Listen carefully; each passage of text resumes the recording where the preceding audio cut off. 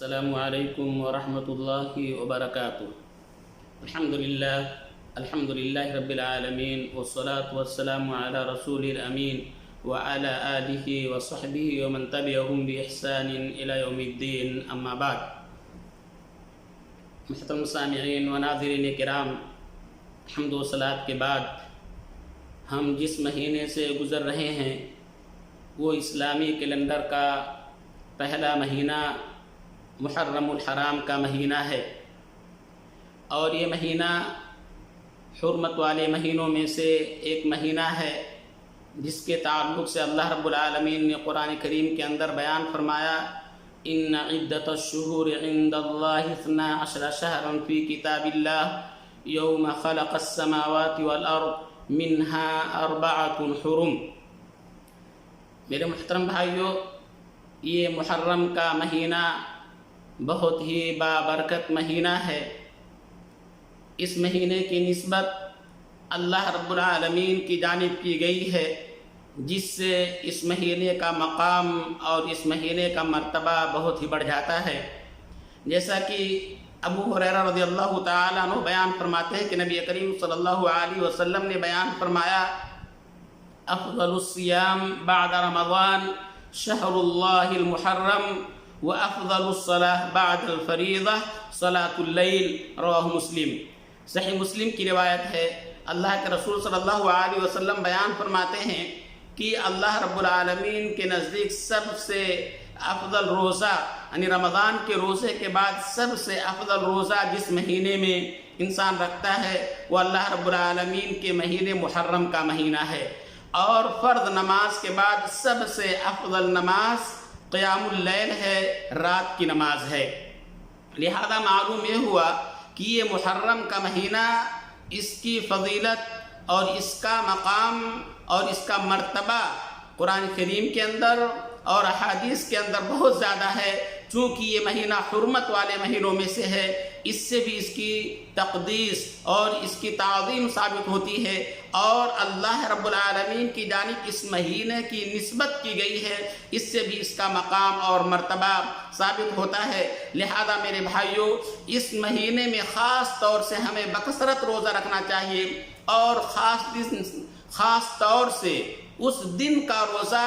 جس کے تعلق سے اللہ کے رسول صلی اللہ علیہ وسلم نے فضیلت بھی بیان کی ہے کہ اگر کوئی شخص اس دن کا روزہ رکھتا ہے، یعنی عاشوراء کا روزہ رکھتا ہے، 10ویں محرم کا روزہ رکھتا ہے، تو اللہ رب العالمین سے مجھے امید ہے کہ 1 سال کے گزشتہ گناہ کو اللہ رب العالمین معاف کر دے گا، مٹا دے گا۔ احتسب علی اللہ انہ یکفر السنہ التی قبلہ۔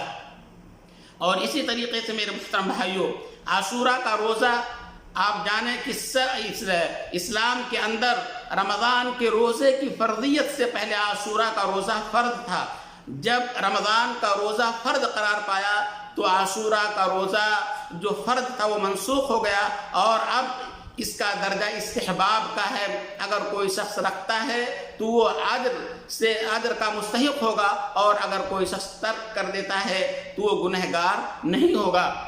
لہذا ہمیں چاہیے کہ ہم عاشوراء کا روزہ رکھیں، جس کی فضیلت اللہ کے رسول صلی اللہ علیہ وسلم نے حدیث کے اندر بیان کی ہے، اور اسی طریقے سے اس دن کی خصوصیت، اس دن کے روزے کے تعلق سے آپ جان لیں کہ اللہ کے رسول صلی اللہ علیہ وسلم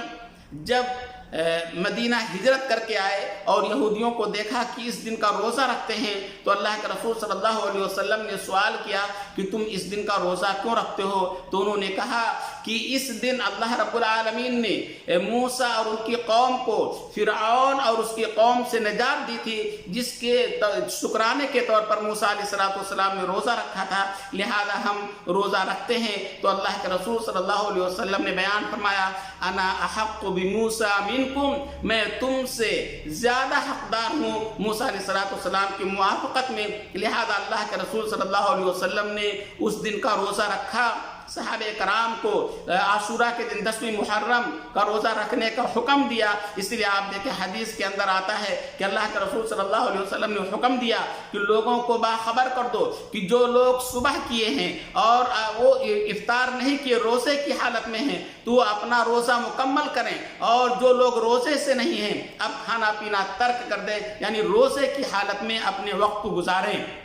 اور صحابہ کرام اس کی طرف اس طریقے سے اس پر عمل پیرا تھے کہ خود روزہ رکھتے تھے اور اپنے بچوں کو بھی روزہ رکھواتے تھے، اور جو چھوٹے بچے ہوتے تھے ان کے لیے روئی کا کھلونا بنا کر کے رکھتے تھے کہ اگر بچہ بھوک سے رونے لگتا تھا تو اسے اس کھلونے کو دے دیتے تھے تاکہ وہ بھی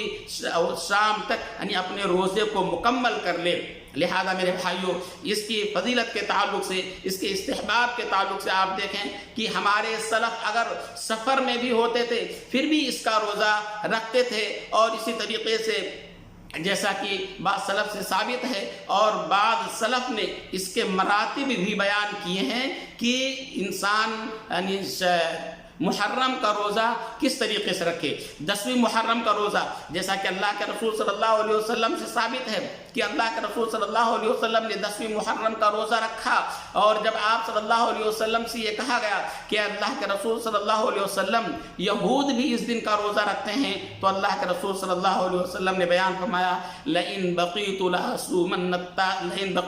قابل لأصومن التاسع، کہ اگر میں آئندہ سال زندہ رہا تو 9ویں تاریخ کا بھی 7ویں روزہ رکھوں گا. یا اسی طریقے سے بعض حدیث کے اندر آتا ہے کہ اس کے ساتھ میں 1 دن پہلے یا 1 دن بعد، یعنی اگر کوئی شخص 3 دن کا روزہ رکھتا ہے یہ پہلا مرتبہ ہے، یہ پہلا درجہ ہے 9ویں تاریخ کا، 10ویں تاریخ کا اور 11ویں تاریخ کا. اور دوسرا درجہ یہ ہے کہ 9ویں تاریخ اور 10ویں تاریخ کا انسان روزہ رکھے. یا اسی طریقے سے تیسرا درجہ یہ کہ 10ویں تاریخ اور 11ویں تاریخ کا روزہ رکھے، یا تو 1 دن کا روزہ رکھے. یہ چوتھا مرتبہ ہے. اور اس کے تعلق سے امام ابن قیم اور شیخ الاسلام ابن تیمیہ رحم اللہ علیہ کا قول بھی ہے کہ اگر کوئی شخص 10ویں محرم کا صرف روزہ رکھتا ہے تو کوئی حرج نہیں ہے. لیکن میرے بھائیوں روزہ چونکہ یہ بہترین عمل ہے لہذا ہمیں چاہیے کہ ہم زیادہ سے زیادہ رکھیں. اللہ رب العالمین سے دعا ہے کہ اللہ رب العالمین ہمیں اس دن کو غنیمت سمجھتے ہوئے 10ویں محرم کا روزہ رکھنے کی توفیق عطا فرمائے، اور اس کے ساتھ میں 1 دن پہلے یا بعد میں رکھنے کی توفیق دے. اللہ رب العالمین سے دعا ہے کہ اللہ رب العالمین ہماری نیکیوں کو قبول فرمائے اور ہمیں اسلام پر قائم اور دائم رکھے. اللہ رب العالمین جب تک تو ہمیں اس دنیا کے اندر باقی رکھ، اسلام پر باقی رکھ، اور جب خاتمہ ہو اسلام پر ہو. آمین. وآخر دعوانا الحمد للہ رب العالمین وصلی اللہ علی نبینا محمد وعلی آلہ وصحبہ وسلم. والسلام علیکم ورحمۃ اللہ وبرکاتہ.